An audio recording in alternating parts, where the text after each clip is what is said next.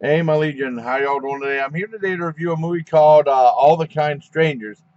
Um, Now, my friend Rita's Juicy Life, she lost her channel through some uh, stuff that wasn't cool. And she's had a new channel. She's doing movies again. And she put up a bunch of movies I've seen. And then she put up a few I have not seen. I know one was called All the Kind Strangers. And it struck me right away as a made for TV movie from like the early times, like the 70s. It was 74. I remember one things I liked doing was when we had the one Dollar Tree in Edinburgh, they used to sell DVDs there like for $1.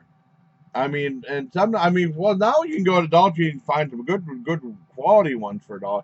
But I mean, back then they had the ones that were like the public domain ones, and they had a lot of made for TV movies there, and some were horror and some were not. I remember enjoying getting some of those. I saw some had Linda Carter in it. It was really good. But I never heard of All the Kind Strangers. And it had all-star cast, Samantha Agar, Stacy Keach. I didn't know he was doing TV movies back then because my introduction to Stacy Keach was Mike Hammer, and my dad loved that show. That's how I found out about him. And I remember seeing Cheech and Chong's Up in Smoke while I was in Germany, like in what 89, 90, and I saw he was in there as Sergeant Stadenko. But I didn't know he was doing movies back in '74. I never heard of him before. Um, and then there was John Savage in there, and Robbie Benson, who actually sang the ending song, which was the song at the very end was like a little bit sad. He sang that, and it was the executive producer was Jerry Gross, the famous Jerry Gross, who was exploitation film promoter. He was the one that did double bill of Mondo Cane 1 and 2, and then he was the one that was most famous for getting them. Well, for two things. There was a movie called "I Drink Your Blood" that came out, and then he made a double bill with a lousy '50s zombie movie, would-be zombie movie called, I don't know what the original title was. He changed "I Eat Your Skin," so the double bill was "I Drink Your Blood" and then "I Eat Your Skin." "I Eat Your Skin" was terrible, and "I Drink Your Blood" was really good. With Lynn Lowry, who I met at the Horror Fest, and that became a big hit and drive-in circuit, that double bill. And then later he became popular for he promoted Sweet Sweetback's badass song. I found out I never seen that movie, the Marvin Peoples movie. Um, but he also became famous because I remember Miyazaki, I think that's how you pronounce his name, directed the movie called Day of the Woman, and he didn't have money. He just was able to finance it and place it in theaters himself, and it didn't do that well. And he didn't get that many showings and stuff like that. And then the Jerry Gross organization got the movie right, and their only condition was they could retitle anything you want, and they retitled to "I Spit on Your Grave," and that became a huge hit in the theater and through videotape sales.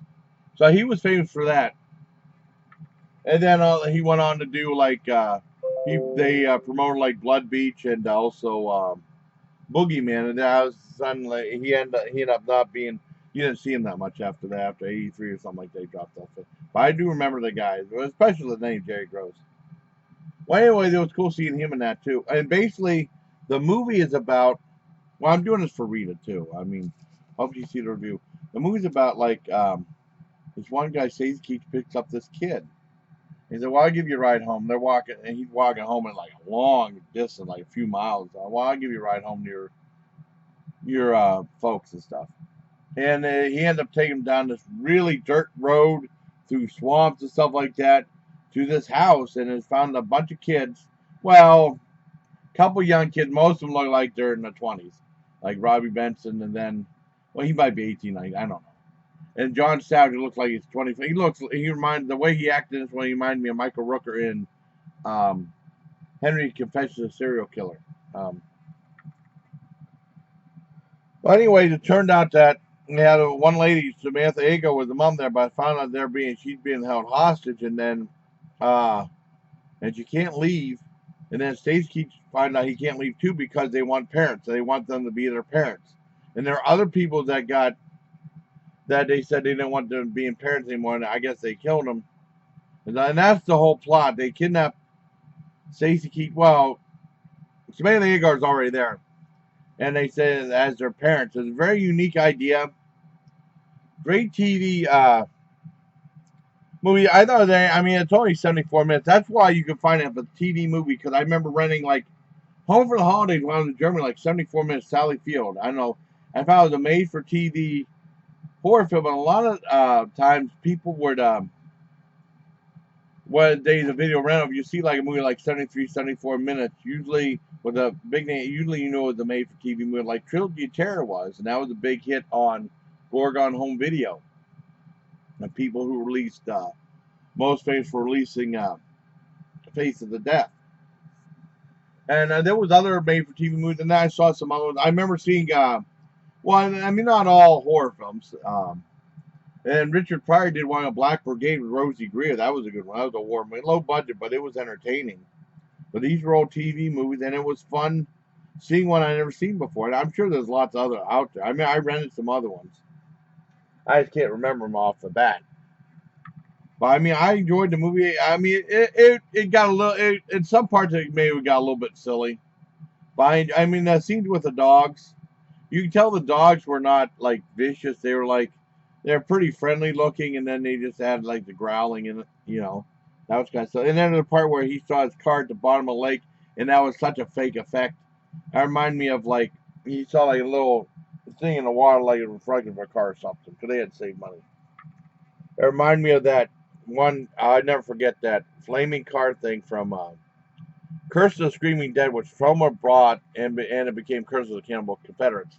They had like these, well, eventually zombie movie, but there was a bunch of talking stuff and there was like a car that was blown up, and basically what it was, they showed a explosion sound off screen, and then you saw a car, a little Hot Wheels car with, they must pour a little gas on it, and there was like a flame. I was so sad. That was funny though. That was really funny. So I mean, it was cool seeing a movie I never heard of before, and the TV one at that. I liked the movie. I give it an 8 out of 10.